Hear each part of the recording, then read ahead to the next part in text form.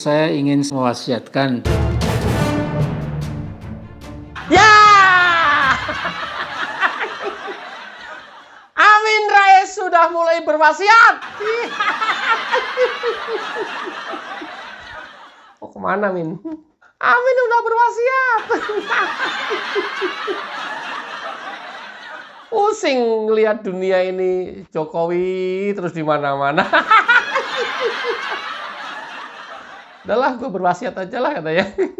Pusing pasti. Ngelihat di mana-mana Jokowi groundbreaking, lihat di mana-mana berita Jokowi meresmikan smelter. Lihat di mana-mana Jokowi meresmikan tol. Aduh, mati gua. Udahlah, gua berwasiat aja lah. Biar. Saking apanya coba? Oke, langsung aja dulu kita lihat videonya. Check it out. Selama 10 tahun Jokowi berkuasa, kekuasaannya tidak berbingkai moral. Karena itu, Sri Mulyono yang sangat menyedihkan ini akhirnya tidak mampu membedakan mana yang hak, yang benar, dan mana yang batil, yang salah. Jadi Mulyono, si pedagang kayu dengan strategi pengibulannya berpenampilan, maaf ya, pelorar-pelolor atau pelonga-pelongo, berpakaian sederhana dan berlagak pilon. Ternyata dia itu seorang monster yang sangat jahat. 10 tahun berkuasa, Sri Mulyono yang sombong, tengil, pekok, dan ugal-ugalan ini menginjak-injak konstitusi, menghancurkan demokrasi, dan menindas rakyat sendiri.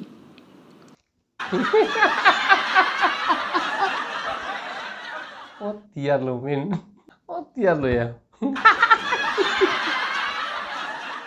Udah nggak bisa lagi. Lu mau ngomong apapun, Jokowi nggak pernah kecil hati. Jokowi nggak merasa terhina. Jokowi nggak merasa direndahkan. Jokowi terus saja bekerja. Akhirnya lu mati sendiri kan? Masih nggak puas kan? Kemarin ada bahan IKN, ya, video-videonya itu IKN terus dengan cara menghina dan mencemooh Jokowi. Ternyata omongan kamu, Amin, cuman ngedabrus saja.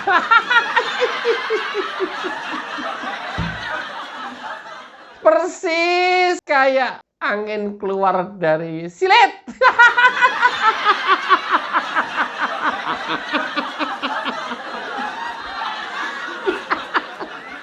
Apa artinya? Orang yang ada di dekat kamu boro-boro mendengarkan ocehan kamu, pada lari karena bau. Kenapa saya bilang seperti angin yang keluar dari silet? Karena satu pun apa yang kamu omongin itu jauh dari fakta. Yang IKN mangkrak, ya, yang nggak ada investor asing, sekarang ada semuanya. Dan pembangunannya sekarang sukses. Ini kan taubannya seperti angin yang keluar dari silet.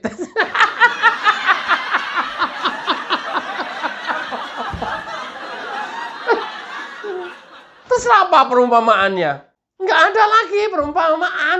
Yang ada di anggota tubuh kita. Itu kan udah mata, hidung, telinga, mulut, silet. Tubuh kita kan yang ada lubangnya kan cuma itu. Yang ada suaranya kan cuma mulut sama silet. Masa gua perumpamain yang lain? Ya enggak lah.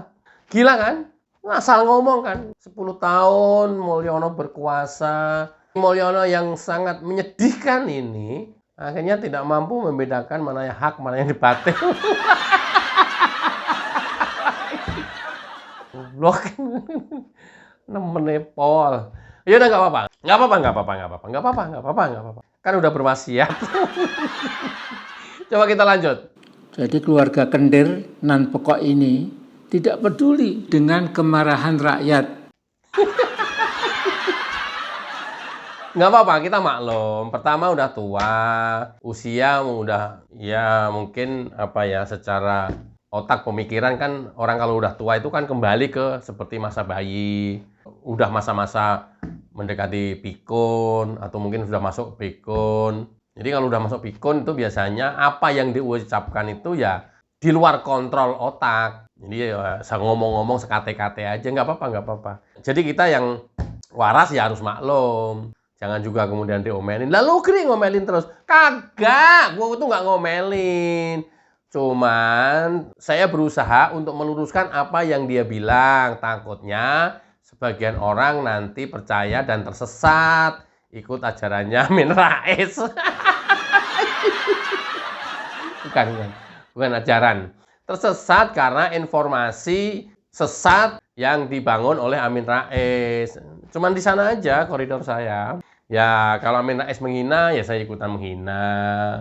Amin Rais berkata kotor, aku ikutan berkata kotor. Cuman biar impas. Kan orang kan akhirnya kan loh, ada juga yang berani ngomong kotor ini. Berani juga. Ya, ada juga nih yang bisa ngomong kotor ini ya. Kirain yang bisa ngomong kotor cuman gua doang kata Amin Rais. Jokowi yang pekok, tengil, ugal-ugalan. Min, bukannya lu, Min.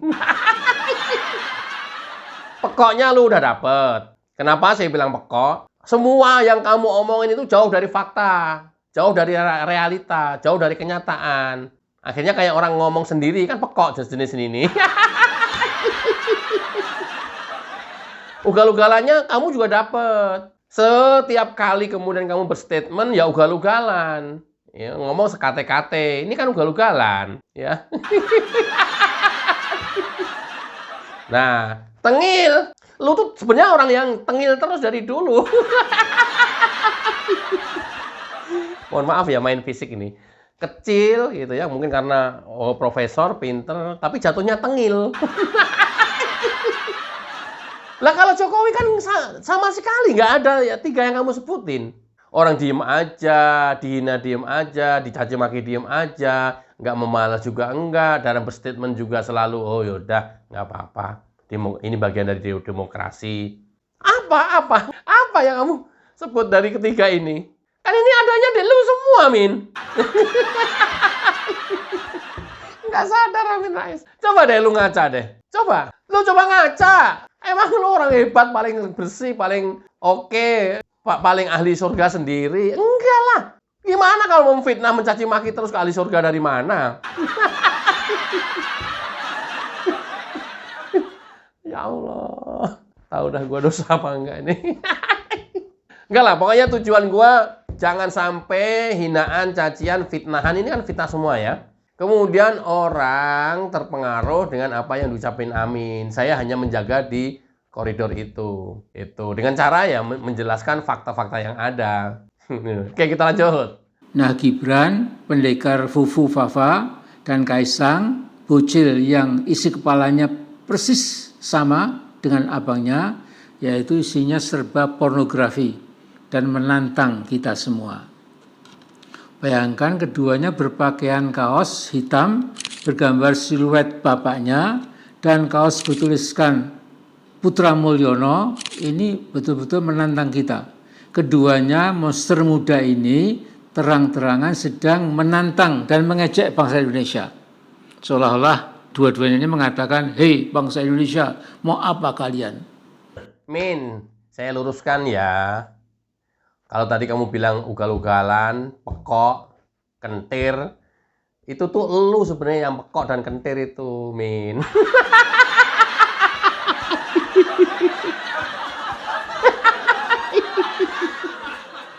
Lu nggak sadar kan? Merasanya udah paling tinggi aja kan? Paling bener aja kan? Nggak sadar kan? Gue sadarin sekarang. Sebenarnya yang pekok dan kentir itu kamu. Kenapa? Selalu menyebarkan fitnah, selalu menyebarkan hujat-hujatan, ya, Ya, pikiran kamu nggak nyampe, Min, walaupun kamu profesor.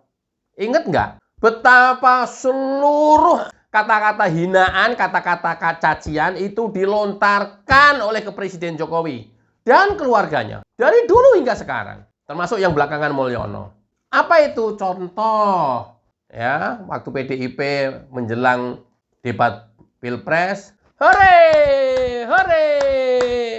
Samsul! Samsul! Karena salah ucap, asam sulfat, diledekin Samsul. Samsul itu asam sulfat. Tapi karena kecerdasannya Gibran, diolok-olok terus di mana-mana, dia nggak pernah membantah, dia nggak pernah membela diri. Oh, gua Samsul. Ya udahlah, gua bikin kaos kostum Samsul nomor 2. Itulah kecerdasan seorang Gibran sehingga itu menjadi personal branding yang mengakar dan kuat di mana-mana menjelang Pilpres kemarin. Gibran diuntungkan dengan orang mengolok-olok Samsul. Itu adalah kecerdasan. Nggak puas? Gibran diolok-olok blimbing sayur. Kemudian Kaisang di setiap momen kesempatan kemana-mana dia bikin boneka blimbing sayur. Itu ugal-ugalan, itu kurang ajar, itu pekok. Ya enggak lah, yang pekok ya kamu, nggak punya otak. Mana nyampe? Hinaan kemudian dirubah menjadi marketing, menjadi alat promosi. Ini namanya personal branding gratis. Orang lain yang menciptakan, dia yang tinggal make. Goblok. Aduh, nggak nyampe otak profesor. Nggak nyampe. Min, nggak nyampe. Oke, apa lagi? Ada lagi sekarang. Mulyono. Ya, nggak marah. Nggak membalas. Nggak klarifikasi. Nggak coba menjelaskan. Ya udah, dikatain Mulyono, bikin kaos Mulyono. Apa yang salah dengan kaos Mulyono? Itu udah dibantuin marketingnya. Udah menjadi personal branding sekarang. Oh, dapat gua stempel Mulyono, anak Mulyono. Apa yang salah? Kan sering kan dikata-katain Gibran anaknya Mulyono, Kaisang anaknya Mulyono. Apa yang salah? Kan mereka hanya melakukan, menegaskan apa yang orang-orang olok-olok. Itu kemudian menjadi personal branding. Lu tahu nggak sih personal branding? Loh, otak-otaknya anak muda sekarang mah cerdas-cerdas, Min. Kamu mau kolot, ketinggalan. Udah nggak upgrade lagi. Yang muda-muda kayak begini, mah. Waduh, jauh, Min. Jauh. Ketinggalan. Kamu kolot banget. Nggak nyampe, otaknya lu nggak nyampe. Otak lu nggak nyampe. Sumpah nggak nyampe. Loh, ini kan diolok-olok Fufu Fafa. Bukan tidak mungkin sebentar lagi nanti dia juga akan bikin kaos Fufu Fafa. Apa yang salah? Kan stempel masyarakat dia Fufu Fafa kan langsung dibikin aja Fufu Fafa. Apa yang salah? Dan dia nyaman dengan branding itu. Kemudian menjadi branding. Mungkin Kaisang nebeng jet pribadi. Bisa jadi dia bikin gambar jet pribadi, numpang dong misalnya. Gambaran ada Megawati, ada Puan, ikut dong gua juga. Otak lu nggak nyampe, Min. Yang kayak gini-ginian. Aduh, Mak. Nggak nyampe. Sumpah nggak nyampe. Padahal banyak sekali kesempatan kalau Amin mau bikin personal branding. Lu kan pernah janji jalan engklek. Sampai dengan hari ini kan itu menjadi nyinyiran orang-orang kepada kamu. Mana, Min, janji kamu jalan engklek. Jakarta-Jogja. Jogja-Jakarta, PP. Loh, kamu bikin kaos aja. Jalan engklek kaki satu diangkat kayak bebek lumpuh itu. Cuman bedanya kalau yang bikin kamu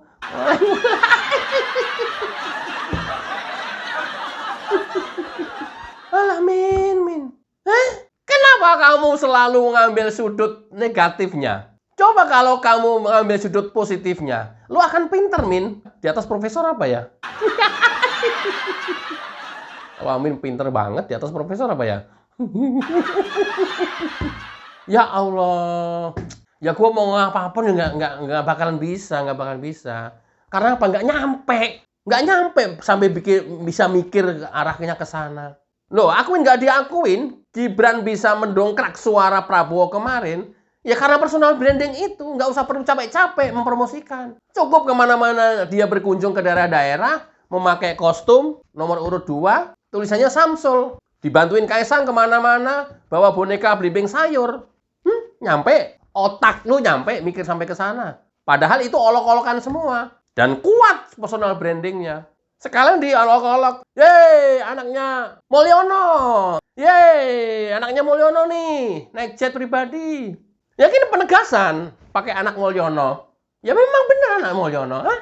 Min, ilmumu sudah expired, Min. Perlu di-upgrade, Min.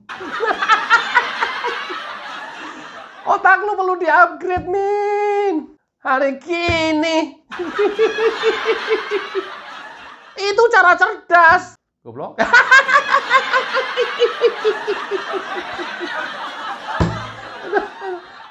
Oke, coba kita lanjutkan. Jadi saya tidak bisa mengekspresikan dengan kata-kata betapa sombongnya, betapa ya kementusnya ya anak-anaknya Mulyono ini. Ya. Nah keluarga Mulyono sudah benar-benar lenyeng, bergerak bebas tanpa patokan, mabuk berat kekuasaan. Salah. Keluarga Jokowi itu nggak pernah ada yang sombong, nggak pernah ada yang berkata-kata sombong, nggak pernah ada yang berperilaku sombong, nggak ada yang apalagi kementus. Yang kementus itu anak kamu, Min. Min, yang kementus, yang sombong, yang ugal-ugalan itu anak kamu. Anak kamu. Masa? Kuman di seberang lautan kelihatan gajah di pelupuk mata, malah nginjek-nginjek mata lu. Yang kementus, anak lu. Yang ugal-ugalan, anak lu. Yang sombong, itu anak lu, Min. Mau bukti? Gua sih nggak aspun lah. Mau bukti? Hah? Mau bukti? Kalau mau bukti, ya, beneran nih mau bukti nih. Ya, 1, 2. Celing! Ya! Masih inget dong, anaknya Amin Rais yang sombong ini, Mumtaz. Masih inget dah. Yang ugal-ugalan, Mumtaz. Hah? Masih inget? Min? Masih inget, Min? Ini, Min. Ting. Masih inget? Apa sih, Bang? Itu, Bang. Gua kok baru tahu. Mumtaz, I don't know. Mungkin ya. Karena anaknya Amin Rais, terus kemudian pada saat itu dia anggota DPR RI, naik pesawat Garuda, ya. Dia mainan handphone, padahal pesawatnya lagi ngisi bahan bakar, ditegur sama pramugari. Pasti nggak mungkin pramugari negornya nggak dengan halus, pasti dengan halus. Ya, begitu ditegur, Mumtaz malah marah-marah. Sombong nggak? Kementos apa nggak? Kementos banget. Nah, karena itu bahayanya tinggi, sedang ngisi bahan bakar, terjadilah cekcok kecil dengan pramugari.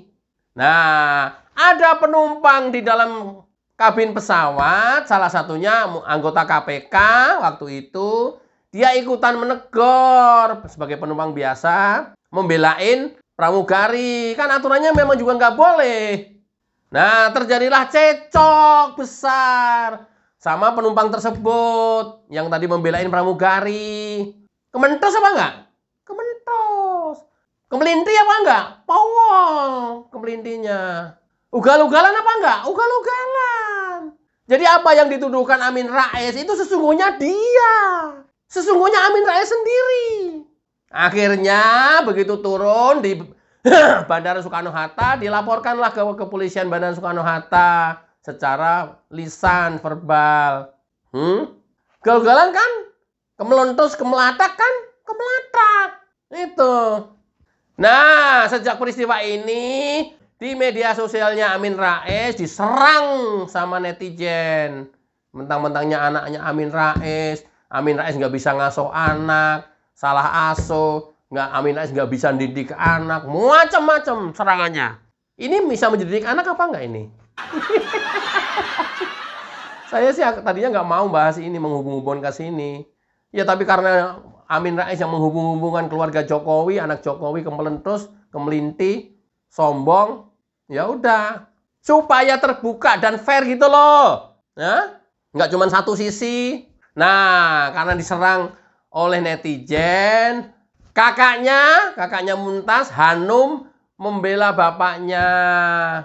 Dia bilang, diantaranya, akibat perbuatan Mumtaz, jangan dihubung-hubungkan dengan orang tua saya yang dibilang nggak bisa mendidik. Karena kalau sudah dewasa, menjadi tanggung jawab masing-masing. Itu adalah kesalahan Mumtaz pribadi, nggak ada hubungannya dengan bapak saya. Dia membela diri begitu. Kan setiap perbuatan Jokowi selalu dihubung-hubungkan ke Gibran, Kaisang, dan Bobi. Demikian juga sebaliknya. Setiap perbuatannya Gibran, Bobi, dan Kaisang selalu dihubung-hubungkan dengan Jokowi. Apa bedanya? Itu giliran orang lain melakukan itu untuk kalian. Kalian nggak mau. Loh kan? Luar biasa kan? Luar biasa kan? Memang ada pengen hidup sendiri di dunia ini gitu. Ini kan namanya pengen hidup sendiri nih. Pengen menang sendiri nih. Diar ya. Oh diar ya. Dan masih ingat peristiwa Hanum jadi saksi persidangan Ratna Sarumpait? Yang dia memastikan mengomentari bahwa mukanya Ratna Sarumpait bonyok karena pukulan benda tumpul.